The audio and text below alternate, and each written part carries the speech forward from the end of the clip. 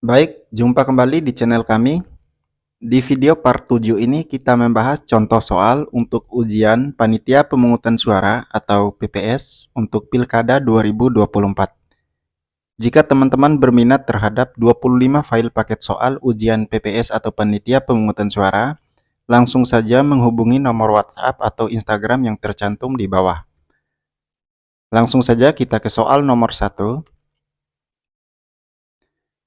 Berikut ini adalah dokumen yang harus diserahkan oleh PPS kepada PPK, kecuali A. Surat suara calon pemimpin kepala daerah. B. Sertifikat rekapitulasi hasil penghitungan suara. C. Berita acara rekapitulasi hasil penghitungan suara. D. Dokumen yang dimasukkan dalam kotak suara tersegel. E. Daftar hadir pemilih dalam pelaksanaan pemungutan suara. Baik, jawaban yang tepat untuk soal nomor 1 adalah E. Jadi yang bukan dokumen yang harus diserahkan oleh PPS kepada PPK adalah daftar hadir pemilih dalam pelaksanaan pemungutan suara. Soal nomor 2, setelah menerima berita acara atau BA dan sertifikat hasil penghitungan suara dari PPS, selanjutnya PPK, A. Mengundang pihak-pihak terkait untuk menghadiri penyerahan rekapitulasi. B. Melakukan rekapitulasi ulang terhadap hasil penghitungan suara.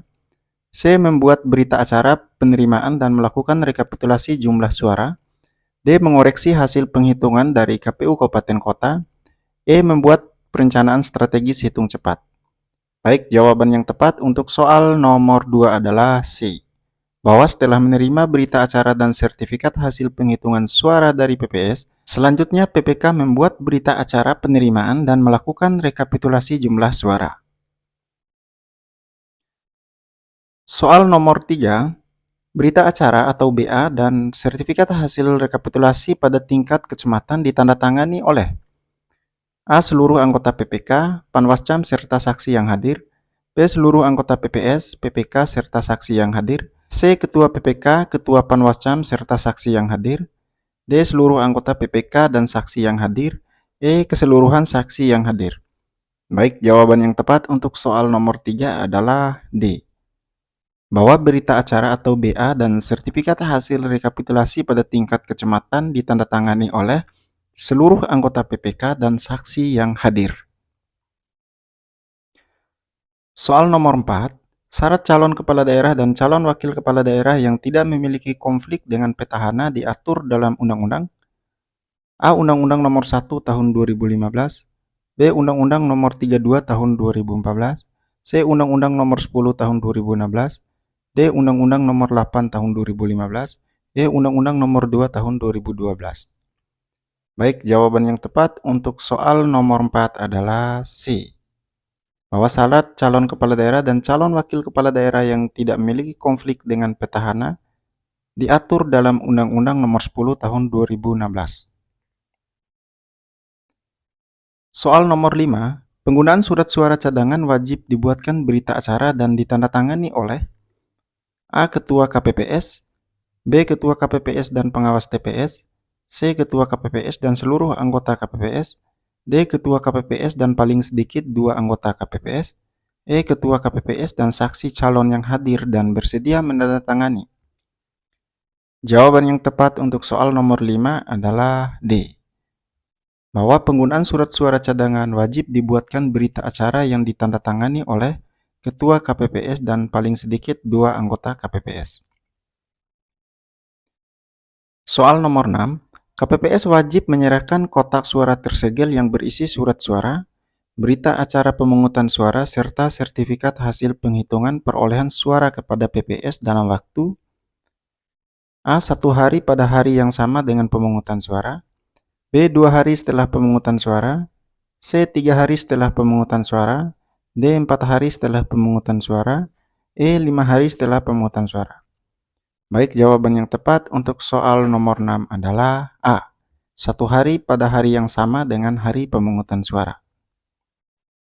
Soal nomor 7, surat suara dinyatakan tidak sah apabila pemilih melakukan A. Membubuhkan tanda centang. B. Menuliskan tanda silang. C. Membubuhkan tulisan atau catatan lain. D. Jawaban A dan B benar. E. Surat suara sudah ditandatangani oleh Ketua KPPS. Jawaban yang tepat untuk soal nomor 7 adalah C. Bahwa surat suara dinyatakan tidak sah apabila pemilih membubuhkan tulisan atau catatan lain. Soal nomor 8, peserta pemilihan dapat mengajukan keberatan terhadap keputusan KPU Provinsi atau KPU Kabupaten Kota kepada Bawaslu Provinsi atau Kabupaten Kota dalam jangka waktu berapa hari kerja terhitung sejak keputusan KPU Provinsi atau Kabupaten Kota ditetapkan. A. 3 hari kerja, B. 5 hari kerja, C. 7 hari kerja, D. 9 hari kerja, E. 14 hari kerja. Baik, jawaban yang tepat untuk soal nomor 8 adalah A. 3 hari kerja. Soal nomor 9, sebelum penghitungan suara dimulai, KPPS menghitung hal-hal berikut ini, kecuali A. Jumlah pemilih yang memberikan suara berdasarkan salinan DPT untuk TPS, B. Jumlah pemilih di TPS lain, C. Jumlah pemilih yang menggunakan KTP elektronik, D. Jumlah suara yang tidak terpakai, E. Jumlah surat suara yang dikembalikan oleh pemilih karena rusak atau keliru coblos. Baik, jawaban yang tepat untuk soal nomor 9 adalah B. Jumlah pemilih di TPS lain. Soal nomor 10, jumlah anggota DKPP dari unsur tokoh masyarakat yang diusulkan oleh Presiden adalah A. 3 orang, B. 5 orang, C. 6 orang, D. 7 orang, E. 2 orang. Baik, jawaban yang tepat untuk soal nomor 10 adalah E. Bahwa jumlah anggota DKPP dari unsur tokoh masyarakat yang diusulkan oleh Presiden sebanyak 2 orang. Soal nomor 11, jumlah anggota KPU Provinsi, jumlah anggota KPU Kabupaten Kota, jumlah anggota Bawaslu Provinsi, dan jumlah anggota Bawaslu Kabupaten Kota ditentukan berdasarkan A. PKPU dan Peraturan Bawaslu, B. Lampiran Undang-Undang Nomor 7 Tahun 2017, C. Lampiran Undang-Undang Nomor 15 Tahun 2011, D. Peraturan Pemerintah, E. Keputusan Presiden. Baik, jawaban yang tepat untuk soal nomor 11 adalah B. Lampiran Undang-Undang Nomor 7 Tahun 2017. Soal nomor 12, dalam hal penyelenggaraan seluruh tahapan pemilu, KPU RI memberikan laporan penyelenggaraan pemilu dalam waktu 30 hari setelah pengucapan sumpah janji pejabat kepada A. DPR, Bawaslu, dan Presiden, B. Presiden, C. Bawaslu, D. MPR, E. Presiden dan DPR.